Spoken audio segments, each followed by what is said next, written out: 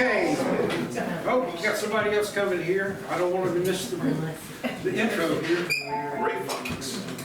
Joe Stan. We got one Oh, more. I see someone else coming. Sorry about that. Okay, I brought 2 extra chairs. I know. See, I told you. Yeah. One chair right there, and then 4 here. I told you so. I was born with 2 legs. Do we need to grab more chairs? Yeah, there's a couple more. Yeah, because I sure can't pick up one of them. I say Maury. Can we put one over back there? I think they got it. I'll be blocking somebody perhaps. Bring them around. Or we could even put one like right here. Thank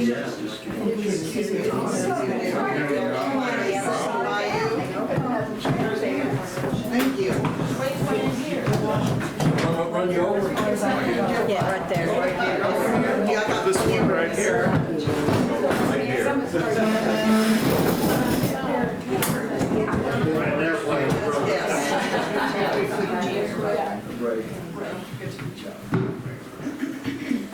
If you want water or snack, you can grab it.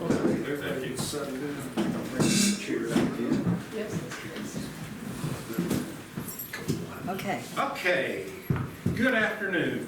And again, welcome to another edition of our, not only exhibit, pop-up exhibit. Sometimes in life, you know, we got to pivot to something a little different.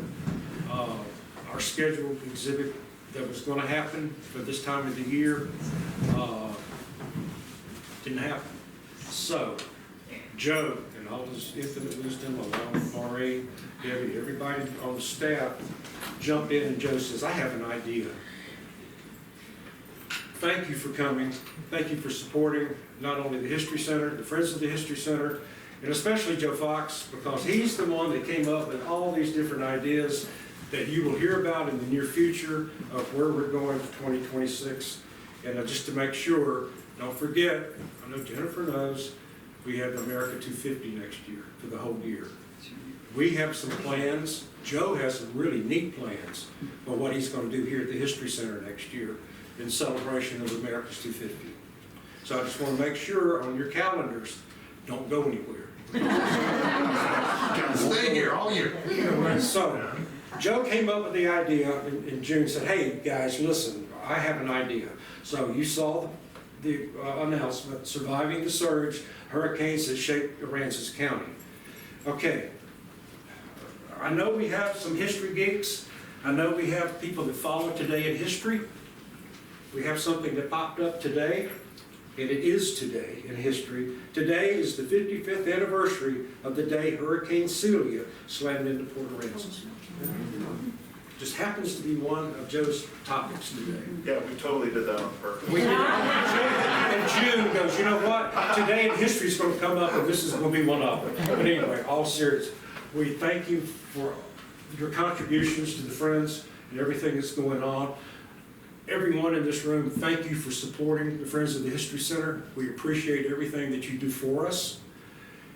I know you came to hear Joe. He's going to make this presentation because this is something that's really special to him that he wanted to go forward with and share with you guys. Joe Fox and the Joe Fox Band? Yeah, the leader, Joe Fox. Oh man, what an intro. Well, greetings, salutations. My name's Joe Fox. I'm a 7th grade, my day job is I'm a 7th grade Texas history teacher here at Rockport Fulton Middle School. One of my side hustles, if you will, is in the front band in the Joe Fox band, if you couldn't guess. I used to, until I moved here in 2021 and started a band, I used to say, man, that's only something that prima donnas and egotistic people do, put their name in the band. But the other band members liked my name so much, they outvoted me. So one thing kind of leads to another. Originally, when I moved here, I was, so I moved up here from the Valley. I was living in the great city of McAllen and working at the Museum of South Texas History as their associate educator. I applied and got a position here at the Fulton Mansion. Because I have family up in the Crossroads area, it was a good opportunity to move a little bit closer. And I had remembered I was living down in the valley when Hurricane Harvey hit in 2017. We was worried about my folks up in Victoria, but I also drove through Rockport and I was inspired by one like shocked by all the destruction and devastation, but also inspired by everybody pitching in and helping each other out. Rockport, 2 weeks after Harvey, I remember it just being a beehive of activity. Volunteers, just locals, Texans from all over, coming together and respond to storms. I think if there's one big takeaway is that that is something, that sort of volunteer ethic that we have from Texas. It's something that was present at the Alamo in 1836 and something that we still carry on with us today. It shows up in tragedies and national disaster, and in particular how we respond to them. This story originally was for the 5-year anniversary of Hurricane Harvey back in 2022. I was originally working at the Fulton Mansion, and we designed this exhibit originally over there to kind of commemorate Harvey after 5 years. And part of that was collecting oral histories, stories from Hurricane Harvey, but also going through and trying to find different accounts of the historic hurricanes that came through the area. I think the earliest we talk about is over there, hurricanes in early Aransas County. That talks about 1837's Racer Storm, which I'll go into detail. That was a Cat 5 that came through here in 1837. And then ending with Hurricane Harvey, which did a lot of damage to the Fulton Mansion. Ripped off the roof, water came pouring in through this brilliant ventilation system that George Fulton built at the house. Just kind of water came spraying through, gushing through, and soaked everything. So they had to redo all the carpets, redo everything. But people were driving by and noticed that the mansion was still there. It kind of became a rallying point for the community. One thing that you'll also notice at the over there at the intro panel, that picture was a radar image of Hurricane Harvey, and you'll see the eye going over downtown Rockport, going over this very spot we're on right here in 2017. And it's kind of interesting, you look at these different stories, there's some commonalities, there's some threads that you can find in all these storms. So let me dive into the story right here. So first, hurricanes in the Texas Gulf Coast. If you didn't know, we're kind of prone to hurricanes around here. Everybody on the same page on that, right? And our technology, our ability to communicate and our documentation has gotten a lot better. But that doesn't mean that hurricanes aren't recent or they didn't happen through history. But most historians believe, for example, the Spanish explorer Cabeza de Vaca, I went the wrong way. Most people believe that when Cabeza de Vaca's expedition, when they shipwrecked on La Isla del Majado, which is around Galveston, a lot of people believe that what had caused them to wreck there might have been their ship getting caught in a hurricane. Most historians also believe that there's another, I keep going the wrong way on here, sorry. Jean Lafitte's fleet was driven ashore by a hurricane in 1818 around the same time. And then, of course, there's Racer's hurricane that hit the Live Oak Peninsula. This was estimated, they didn't really, they had more rudimentary measurement system during this time, but today most meteorological historians say it was either a Cat 4 or a Cat 5. And this hit in 1837, so just a little bit after the Texas Revolution. And you can see the path of this hurricane. It came through the Gulf of Mexico, up past the Yucatan Peninsula, through the Gulf, hit in current-day Tamaulipas, and then came up the Gulf Coast before it came through here and out to there. Yep.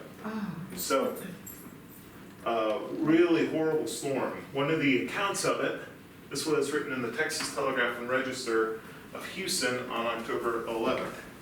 And I'll show you something cool that we have in these exhibits. Sorry. If you come over here, all you have to do is take your phone, go to the picture app right here, scan the QR code, and a link will pop up. And you hit play.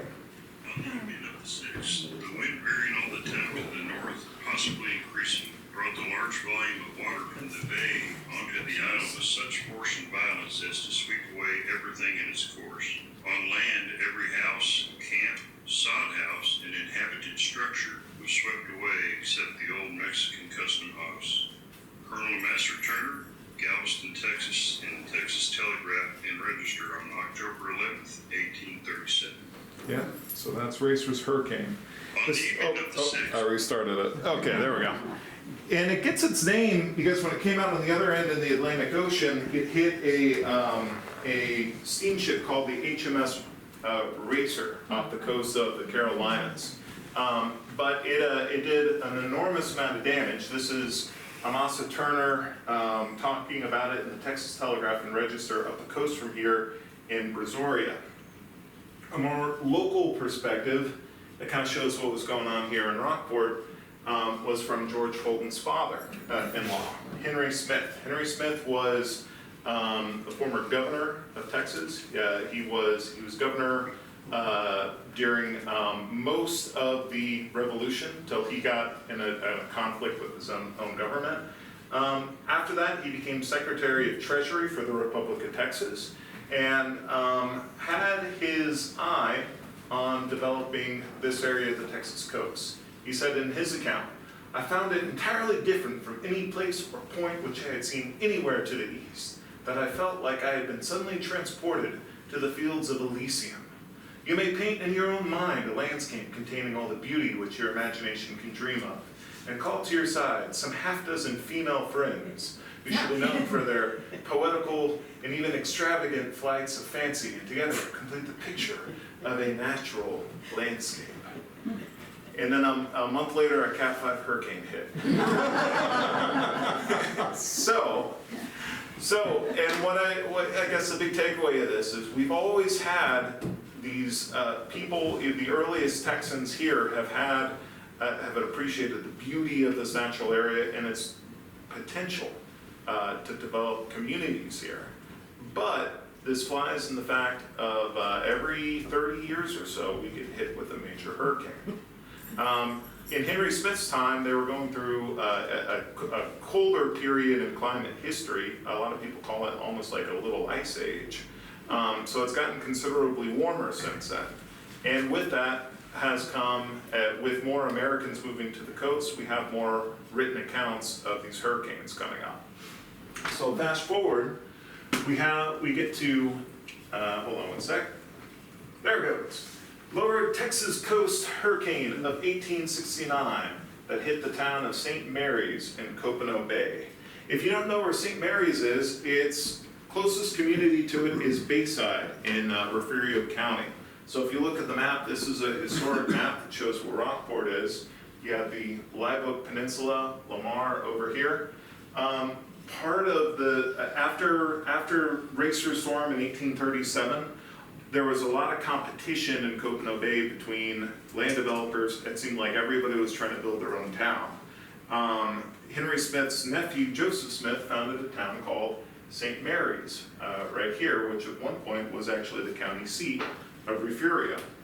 1869, it was hit by a hurricane. A Cat 2 storm hit St. Mary's on August 16th, 1869.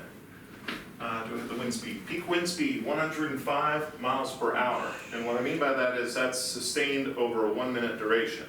Now, in a storm, there's going to be gusts, especially around the mesocyclone, there are going to be stronger gusts and windstorms and even tornadoes produced by this. But the miles per hour, we call that the peak winds, that's just sustained over 1 minute.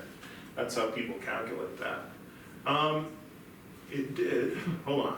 Several houses There we go, technology. Several houses were blown off their foundations in Rockport, St. Mary's, and Siluria, which was a town in Calhoun County off of Matagorda Bay. But the residents of Indianola, which was a big port town up the coast a little ways, were assured that our city, there was obvious security in our little city. After all, with the barrier islands protecting us, there's no way a storm could create a huge storm surge that could engulf the city or anything. Spoilers. One of the accounts of this hurricane came from, I got this from Hobart Houston's masterpiece on local history called Refugio. It's a 2-volume work, and there was a resident there, her name was Sally J. Burmeister, and she records, I don't want to spoil everything that she writes, so you're gonna have to go listen to her account after this. But she talks about how one of the Howard family, their neighbors, everybody was sheltering, the winds were so bad that people's roofs were getting ripped off, and the town was getting flooded. And one of the families, the Howard family, one of their neighbors, actually spent, their roof was blown off their house, so they actually went out and spent the entire night in the storm in a gully that was filling up with water. So just imagine that, riding out a hurricane in a ditch. Pretty rough. 1875 Indianola hurricane. So 6 years after the Matagorda storm, the people in Indianola, spoilers, they were wrong. Their town was not safe from a hurricane. Indianola was known as the mother of Western Texas. It was a large port in present-day Calhoun County. You can still visit it today. There's a really nice fishing marina with a restaurant that makes really good crab cakes. But there's, back in its heyday, it used to be a town of about 3,000 people and a hub for German immigrants coming in, migrating into out to West Texas. And as a matter of fact, there's even a marker for the town of Bandera. The people who founded that town came through the port of Indianola. So that's why they call it the mother of Western Texas. It was a booming port. I said 3,000, I meant 5,000. But then on September 14th through the 17th, 1875, that is when the Category 3 hurricane with sustained winds of 115 miles per hour made landfall at San Jose Island and then moved up the coast to Matagorda Bay. During the time, Indianola, the town was packed because there had been a feud going on between 2 local factions, the Suttons and the Taylors. The story goes that one of the Suttons was tired of the feud and was getting ready to leave Indianola. He was waiting for a steamboat with his wife over there when he noticed over these 2 guys looking at him. And he realized that they were Taylors and they wanted trouble. Sure enough, they walked up to this guy and shot him on the pier in Indianola. So the town was packed because there was a murder trial going on. These guys were on trial for murder related with this shooting. And when the hurricane came in, it surprised people. It hit in the middle of the night and ended up killing some 800 people and permanently destroying St. Mary's and the town of Siluria. Here's, this doesn't finish off Indianola for good. Here's a picture of what the town looked like. So you can notice there's Powderhorn Lake in the background, Matagorda Bay, several wharves going out. And these are pictures taken by a photographer named Louis DePlanck, who had a studio there in Indianola. So he took a couple different photos of what downtown Indianola looked like. All this, basically what ends up happening in the storm, in the middle of the night, the storm comes through, sends a storm surge several miles inland, swallowing up the whole town. And then sure enough, after the storm's raging at its peak, when all of a sudden it gets quiet.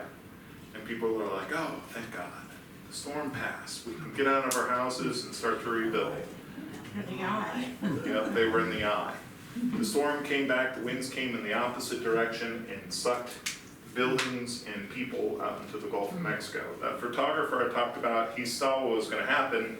He grabbed a boat, got his family on there, and survived for 3 days out there in the middle of the Gulf before he was rescued. So, very harrowing story. Some of the accounts talk about this. This is Sergeant C.A. Smith. You can listen to his account. He gives of it. He talks about they managed to, so they had a signal office in Indianola. By this time, people could communicate back and forth by telegraph key. So they would have in each of the coastal towns, you had a meteorological service that would try to keep track and track storms. Like, hey, ships are disappearing in the Gulf for some reason. There might be something heading y'all's way. And in this case, the signal station, it got to the point, he talks about the floodings with rivers in between all the different buildings getting swept away. They secured a skiff and made their way out till they got to safety, but he said 20 miles out in the backcountry was open prairie, which was open prairie, was now open sea, occupied completely by the ocean. And all that water would come back when the winds changed direction. Mrs. Clark, this is another one. She talks about sheltering during the storm and how the winds were so loud that you couldn't hear, you couldn't talk. And she made a promise to God that if she and her family survived the storm, then they would never return to Indianola ever again. And God kept his promise to Mrs. Clark, and she decided to move afterwards. And there's a lot of homes in downtown Victoria and Cuero that can actually trace, there were homes from Indianola that were moved inland after this hurricane. This is the headline afterwards. This was a message after the storm that appeared in the Galveston News. Indianola, September 20th, 1875. We are destitute. The town is gone. 1/10 of the population are gone. Dead bodies are strewn for 20 miles along the bay. 9/10 of the houses are destroyed. Send us help for God's sake. Indianola, believe it or not, would survive this terrible storm, and they would try to hold on. And then so it was a fluke. The storm did minor damage here in Rockport. This was around the time that the Fulton Mansion was being built. And seeing the news, George Fulton's cousin, Alexine, actually wrote him a letter wondering if he was okay. And you have she mentions the hurricane. And of course, the Fultons and in Rockport was okay. We survived this storm. Okay, 1886 Indianola hurricane. So 11 years later, an even worse storm hits Indianola and finishes it off for good. August 20th, this is a direct hit by a Cat 4 hurricane, bringing a 15-foot storm surge. Peak winds, 150 miles per hour. Probably the strongest hurricane on the list. Death toll at 74, but it's not as bad as even though it's stronger, because it hit during the day, people realized what was happening, and they had a chance to evacuate and prepare. But this is a pretty horrible storm. It finishes off Indianola and the Brazos River town of Quintana for good. So Indianola doesn't recover. The courthouse is moved for Calhoun County, is moved to Fort Lavaca, further inland, where it still stays to this day. In Rockport, 607 homes were leveled in Rockport, including the Temperance Hall and Cistern Factory. I don't know how we survived without a Temperance Hall. Here is what they're talking about. They described this in the Victoria Advocate. They talk about the damage further inland, how the winds were so strong, 30 miles inland, destroying different homes in Victoria. I said, nothing is definitely known for Indianola, but grave fears are entertained that serious damage has resulted there. Sure enough, word came in about what happened. This is also in the Victoria Advocate. A train has just arrived from Indianola bearing the sad news of another terrible disaster there. A fire broke out this morning during the heavy storm, destroying every building except 2 on both sides of Main Street. The signal office on Villanueva Corner was one of the ones destroyed. It says, Captain Reed, the signal officer, was crushed and burned with Dr. Rosencrantz in the signal office. The water is said to have inundated the town worse than during the Great Storm of 1875. So Captain Reed was the guy in charge of receiving the messages, warning people of approaching storms. And what happened, this was the remains of his office, It was, so in the middle of this hurricane, floodwaters coming in, they are getting ready to evacuate. They have a kerosene lantern which tips over and starts a fire. Floodwaters destroy the building, which collapses. So they trap, these two men unfortunately are trapped and they're in the rubble. So they get flooded, crushed, and burnt during the storm. So horrible way to go. This is a picture. The damage after this storm was much better documented. I got this from a Indianola scrapbook created by the Calhoun County Historical Commission. That you can see the different debris and damage in the aftermath of this storm, which would finish off Indianola for good. Sure enough though, you would think other towns would take warning from this, and most certainly did, but people living on the coast would take reassurance from experts such as meteorologist Isaac Klein from Galveston, who was considered an expert. He said, "The opinion held by some who are acquainted with the actual conditions of things that Galveston will at some time be seriously damaged by a hurricane is simply an absurd delusion and can only have its origin in the imagination and not from reason, as there is too large a territory to the north which is lower than the island, over which the water may spread. It would be impossible for any cyclone to create a storm wave that could materially injure the city." So say Isaac Klein. So there is a really good book I would recommend you guys check out called Isaac's Storm. So spoilers, Isaac Klein was not correct here. Galveston gets hit in 1900. Galveston gets hit by a Cat 4 hurricane, slamming into the coast 145 miles per hour with an 8 to 12 foot storm surge. This is the single deadliest natural disaster in Galveston history. This is a illustration that somebody tried to make of the aftermath, but it was the storm surge came through, destroyed homes, and then picked up the homes, and it kind of acted almost like a bulldozer, destroying everything in its path. So 8,000 to 12,000 lives lost during the Galveston storm. Pretty terrible storm. And this kind of happened to people in Corpus Christi, which was developing as a port. They were still kind of thinking to themselves, could that happen here? I wonder. So during this time, we have a couple indirect hits from minor hurricanes during the early 1900s. There's one, and I try not to include every single, this is not an all-encompassing list of every single tropical hurricane, so I try to focus on the larger ones that come through here. But there's a San Zacharias hurricane that hits south of Corpus Christi in 1910. The hurricane of October 16th, 1912, notice they don't have names yet. We don't start that practice till later. That also hit south of Corpus Christi. There's a Cat 1 that same year that hit south of Corpus Christi. And then 1916, the Great Texas Hurricane of 1916, which was a Cat 4 hurricane, so not as strong as the Galveston storm, but still a major one, 130 miles per hour, at least 34 lives lost. I was talking before the storm, before the presentation, Cam was mentioning she was reading up on the Pilot Boy, which was a ship off the coast of Port Aransas that got caught in the storm. But this was the headline in the Corpus Christi Caller. Corpus Christi defies tropical hurricane. The message from this overall was, once again, because we have the barrier on here, we're even if we get hit by a major storm, we'd be safe from it because of the barrier island. It would stop a storm surge from forming here. And there's even an account, I came across a couple of accounts of this storm. For example, in the 1916, people just kind of sheltered in the Nueces Hotel in downtown Corpus Christi. An account talks about how when the storm was blowing at its worst, the orchestra played its merriest. Vocalists sang their most encouraging numbers and waiters buzzed. There was little confusion. The hotel was as firm as a mountain.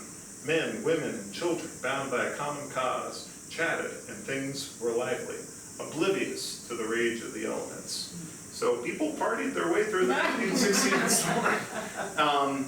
Now, I don't mean to There are still, like I said, 34 lives were lost, and there was significant damage here in Rockport as well.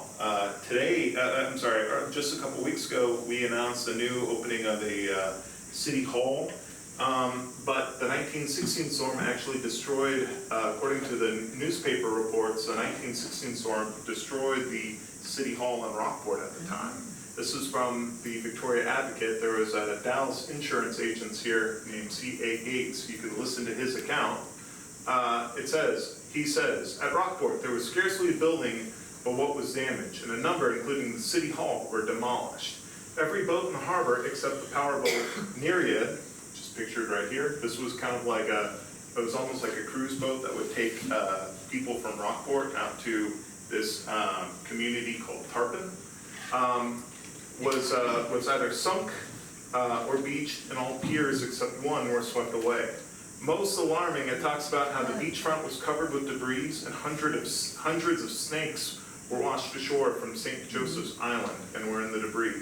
Many of the snakes were rattlers, 5 and 6 feet in length. Fun times. But people kind of took confidence, so that was a big storm and we survived it. Enter 1919. So this is the aftermath of the 1919 storm here in Corpus Christi on North Beach. So the lower sections of Corpus Christi got hit by this hurricane and completely flooded. This made landfall on September 14th in Baffin Bay as a Cat 3 with peak winds of 115. It was a weaker hurricane than the 1916 storm, but what matters a lot of times with hurricanes is location, location, location, where it hits. The eye goes over Baffin Bay, and you have 2 surges come through hitting North Beach, sweeping a lot of people away and causing massive damage. In this storm, you have 772 lives lost, with Corpus Christi, much of North Beach and Corpus Christi devastated. This was during like peak tourist season. There was this storm. People had warning ahead of time. You can see the path.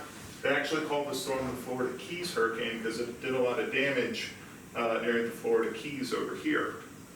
And what happened as it was coming in, you see how it kind of makes this turn towards Louisiana. A lot of people suspected that because it was turning towards Louisiana, that means, well, we're safe, it's going to miss Texas. And you see the direction it goes. Turned, veered, and then went straight to the coast. And the entire town of Rockport was flooded? Okay, that might be, well, okay, I'll explain that in 1 second. So, there are different accounts. There's the 1919 book over that we have. I think I remember seeing it. Yep, right there. Talks about the 1919 storm, many of the accounts, and it's pictures from Rockport and Port Aransas in there. One of the ones which is pretty interesting, where we get the category 1, category 2, category 3, category 4, category 5, they call that the Saffir-Simpson scale. And that's partially named after a famous meteorologist named Robert H. Simpson, pictured right here. He was a survivor of the 1919 storm. He says that after their house flooded, his family had to swim with me on my father's back 3 blocks in near hurricane force winds to safe shelter in the courthouse, the only high building in the downtown area. A lot of what I saw frightened me, but also supplied a fascination that left me with a lifelong interest in hurricanes. Here is downtown Rockport.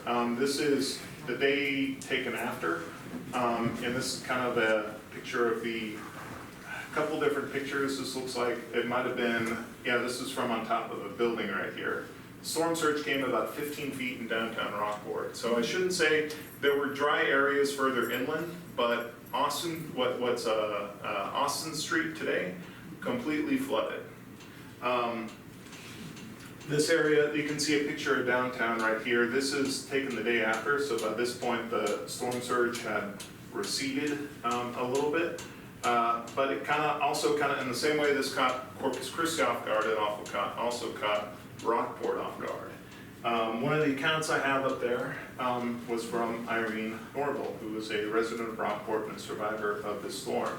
She talks about, in her account, which you can read in Turning of the Tide, John Jackson's book on the area, on local history, family history and stuff.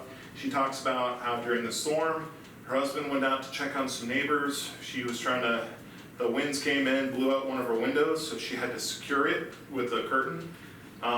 Her husband comes back and they decide to evacuate on a horse. So they're walking through downtown Rockport on a horse, and the winds are so bad that it's knocking the horse sideways. They end up sheltering at a house with their kids, and they're moving to another area because the storm surge is coming in further inland. And as they're going over there, they meet Mr. Frank Sparks. They're trying to head to the schoolhouse located further inland, but the walls were collapsing on the house. So before long, they ended up sheltering at a house owned by Mr. Harper, and sheltering there with a bunch of other workmen who worked at the local shipyard. So there's a lot of interesting stories that kind of come out of this here in Rockport. This was remembered as the big storm in our history, and you can tell why by the devastation. This is the La Playa Hotel. We had several large hotels here in Rockport, so this was a big tourist hub around this time. But the storm came in. This is the before and after of the La Playa Hotel. It's going to be a little bit hard to spend the night in here after the storm. 11 people were trapped inside by the debris, but managed to survive. Unfortunately, the La Playa was not built after the 1919 storm.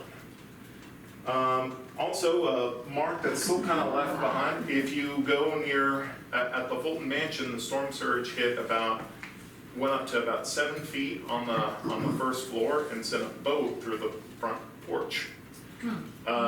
And a windmill on the side of the house was blown and permanently planted in a live oak tree, which you can still visit today. It's on the street right next to the Fulton Mansion. So I recommend after the presentation, you go over and check that out. Okay, next, hurricanes are in the 1930s and 1940s. There were a couple minor ones. This is a picture of downtown Rockport during one of these minor hurricanes. You see the flooding in the area. There was a Cat 1 in 1934, Cat 1 that landed on Port Aransas, 1936, and then the 1942 Matagorda hurricane, Cat 3 hurricane that landed north of here at Seadrift. There was also another major one, a Cat 3, that hit around here in 1945. And some of the accounts of this, you can hear some. Here's one by John Freeman, which I don't have a recording of. He talks about, it's kind of interesting because he talks about how Rockport would prepare for a hurricane. He talks about how the square, we had just gotten settled into our Austin Street home when a flurry of activity around town began. The square red warning flag out of the boat basin was being ripped to shreds by the fierce winds while the waves were getting larger as the day wore on. My dad was busy nailing boards all over the large downstairs windows. So they rode out the storm after getting the warning. Over on the tip of the peninsula, there was one of these, it was a tourist destination called the Jolly Roger Camp. A woman named Shirley Radiso, who was a younger girl, recalls during the storm, they tried sheltering in their home on the Live Oak Point, but the winds and the storm blew out the roof of their building, so they had to evacuate. And in the course of this, I really feel sorry for this family because as they're leaving, they're getting pelted with debris. Her father has a heart attack in the middle of this. So he manages to recover. They get to shelter, and they're sheltering they ride out this whole storm under a grove of live oak trees. And she's just sitting there recounting. The only thing she could kind of do to distract herself was just repeat the alphabet over in her head. All of a sudden, her father reaches over and takes something off of her shoulder. It was a really big rattlesnake. Holding on for dear life. So, on top of everything, they survived, but man, what a horrendous night. The sort of flag they talked about, this is the sort of flag that they would have raised. They would have raised 2 of these over the signal station, which was what we call the Coastal Mercantile today, downtown. So that was the signal station. And in the event of a hurricane quickly approaching, they would have raised 2 of these flags warning everybody hey, hurricane's coming, hunker down. Technology is really gonna drive the death rates of these storms down. And that's something that a lot of people take for granted, is the death rate, the death toll from natural disasters like hurricanes. People get more warning, they have time to prepare, we're better able to evacuate and get out of the way of hurricanes. Radar technology from World War II improves our ability to detect hurricanes. And in 1943, I like this story, we have a pilot named Joseph B. Duckworth. He flies out of Bryan, Texas, in a trainer plane called an AT-6 Texan. Pictured right here, he's the first pilot to drive through the eye of a hurricane. Pretty hardcore. That is something that you can brag about for the rest of your life. In 1953, so it was a practice among sailors during World War II in the Pacific that they would name different cyclones after women, and that became standard practice in 1953. In 1978, out of fairness, they started using both male and female names, which is a good change. This was then adapted in 1979 for storms in the Atlantic Basin, which brings us to our first named storm. This was a really notorious hurricane called Hurricane Carla, 1961. So this hit north of here, landfall in Port Lavaca, 145 miles per hour with gusts of up to 175. But Rockport was also affected by this. This is downtown Rockport during the storm, and we actually have more pictures of this that have donated that are actually in our archives of Hurricane Carla. Brought a 18-foot storm surge into Port Lavaca on September 11th. But television announcements on local stations sparked evacuations and saved lives. Particularly the storm, coverage of the storm was one of the things that propelled Texas news anchor named Dan Rather to national stardom. And I've read letters that people writing into the news stations, hey, thank you for saving our lives. 34 lives were lost with major damage in Port Lavaca, Port Arthur, Rockport, and in Corpus Christi. This is an account Mary DePlace from the Houston-based news channel. Talks about sheltering at a lot of that sheltering at the Victoria County Sheriff's Office with a bunch of people from Port Lavaca. And in the aftermath of this, Port Lavaca police chief was talking about how we've got no gas, no water, no power, but they're talking about letting people back in. The big danger after this, after the storm surge receded, was ammonia gas seeping dangerously from a local ice company. So the aftermath of the storm was pretty crazy. There was one of the things about the storm is that the storm surge would take shrimp boats from the bay and plant them in the middle of cornfields or in the middle of downtown. So you have a couple pictures of this, which I've been able to find, as well as some of the damage in Port O'Connor. This was a movie theater that had the roof completely lifted off, but strangely enough, the chairs still remain. Hurricane Beulah. So Beulah was a notorious storm that hit south of here, mainly in the Rio Grande Valley. And if you talk to people from the valley, everybody has a memory. This was like their Hurricane Harvey or their Hurricane Celia, the big storm that everybody remembers.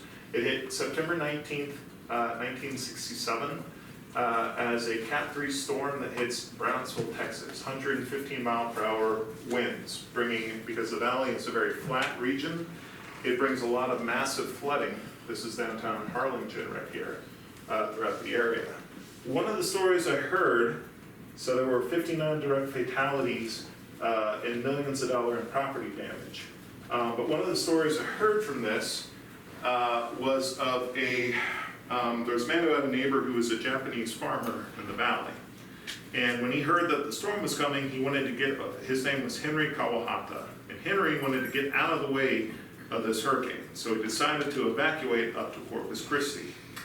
And when he got up there, he heard on the news again that the hurricane had changed course. It hit Brownsville, it was changing course, it was now heading his way.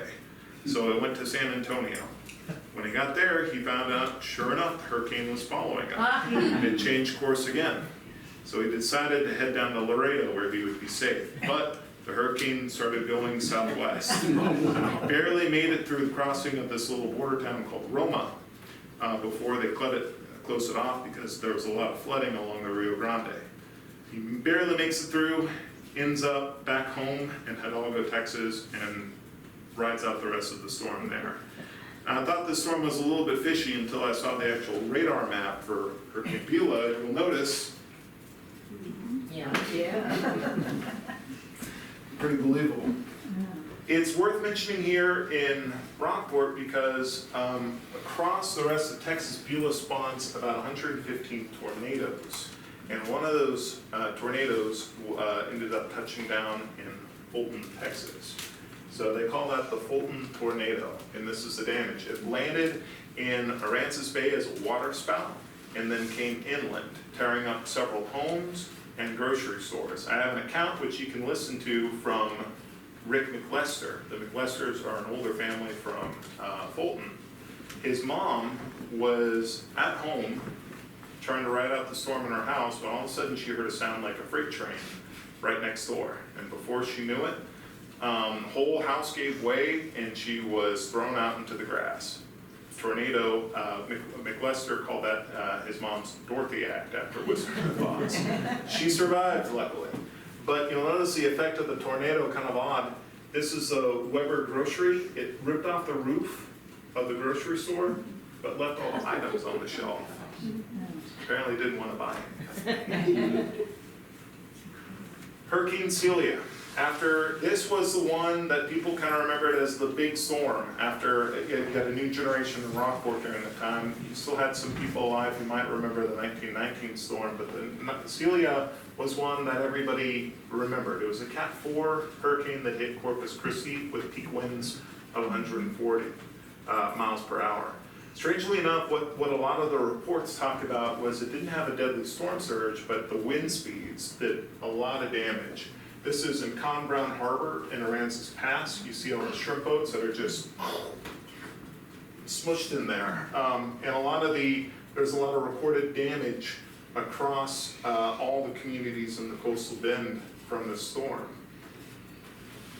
One of the accounts here, this is taken from an interview in Texas Monthly, but it talks about around the time Celia hit here in Rockport, this was right after they decided, some developers came in and decided to build a community on Frontenac Point in Aransas Bay. We call this Key Allegro today.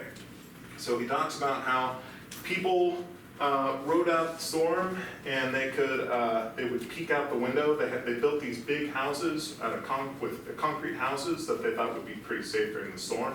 But then they looked out the window and they saw all these little tornadoes out in Aransas Bay doing all this damage. And a lot of these people swore afterwards that they would never ride on another hurricane in Rockport again, no matter how strong their houses were.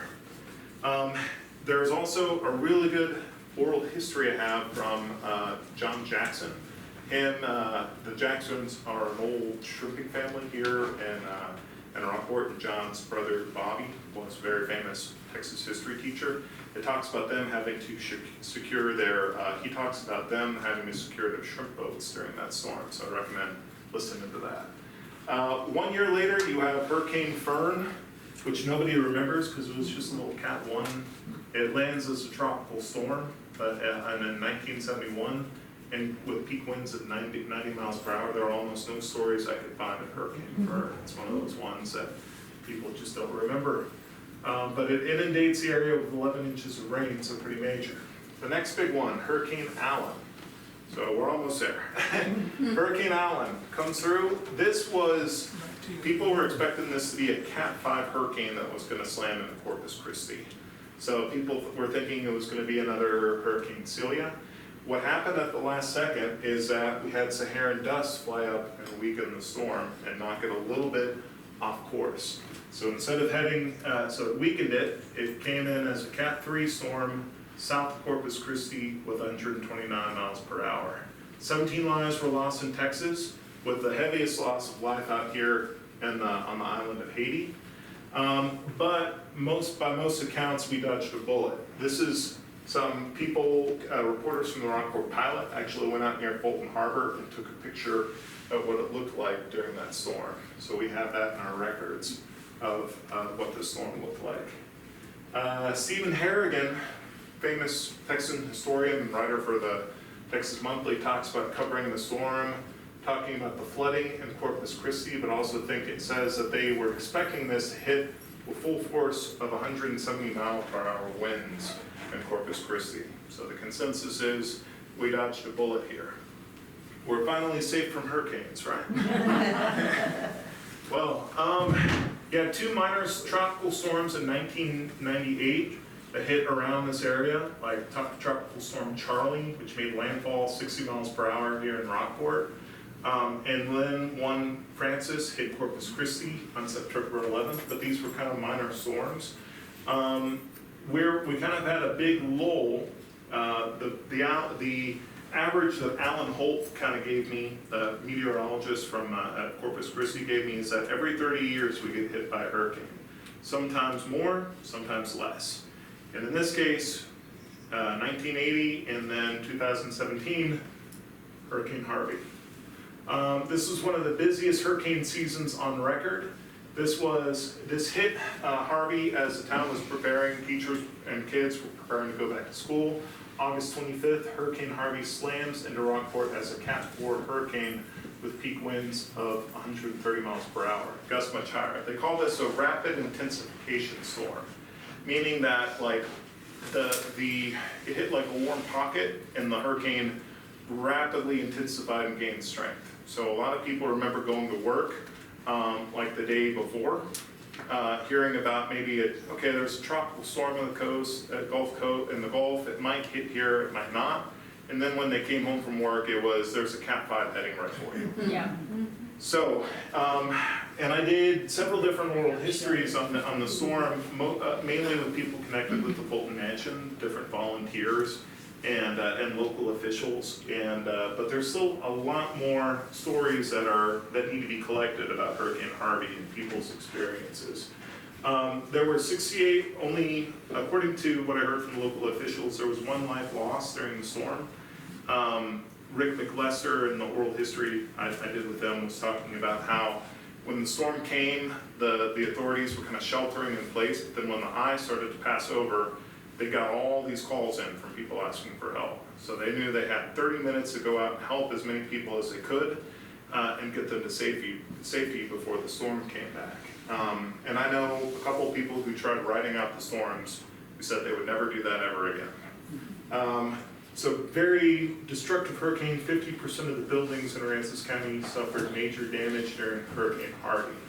But in the aftermath, Aransans, outside volunteers, private charities, and government organizations stepped in a massive effort to rebuild.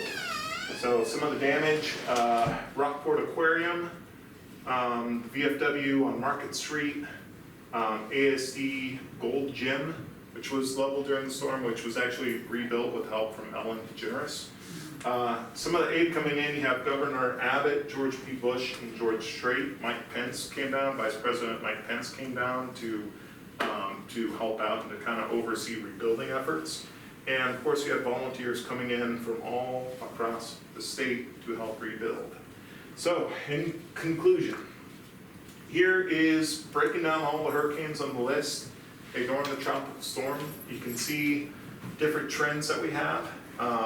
Here's Hurricane Harvey right here, and we've had several different hurricanes that were even more powerful in our history come through this area. So a big takeaway from this, it's not a matter of if we get hit by another hurricane, but when. And it's important for towns along the coast. And in the aftermath of the Galveston hurricane in the 1919 storm, Corpus Christi and Galveston built seawalls and better prepared and learned from these experiences. Today, those communities on the Gulf Coast thrive and prosper. Communities can try to ignore it, like Indianola, and get destroyed, or they can adapt and prepare for the next one, like Galveston and Corpus.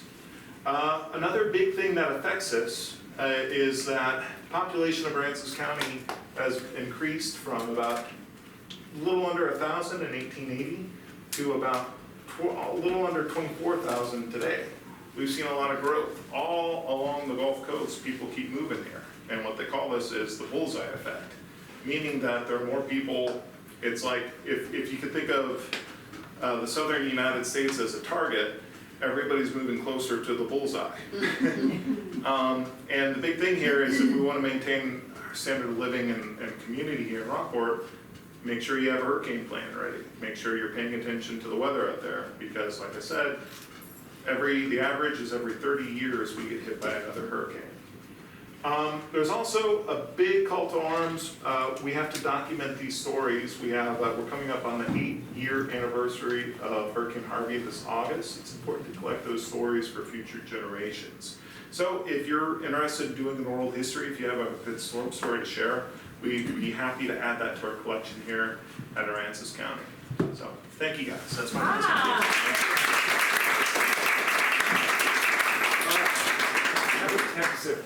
Yeah. You didn't mention Gilbert. Was there nothing significant that came out of Gilbert?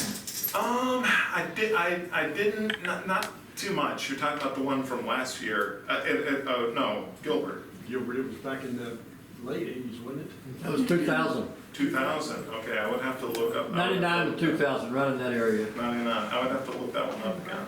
So, there's a public available book that kind of gives a lot of that. It's a meteorological, you just look up hurricanes in Texas, the meteorologist did a good account of each one. So I missed Gilbert, sorry about that. Yeah. One of the things I've looked for, I live here full-time now, one of the things I've looked for is what is the highest storm surge to hit Rockport, do you know?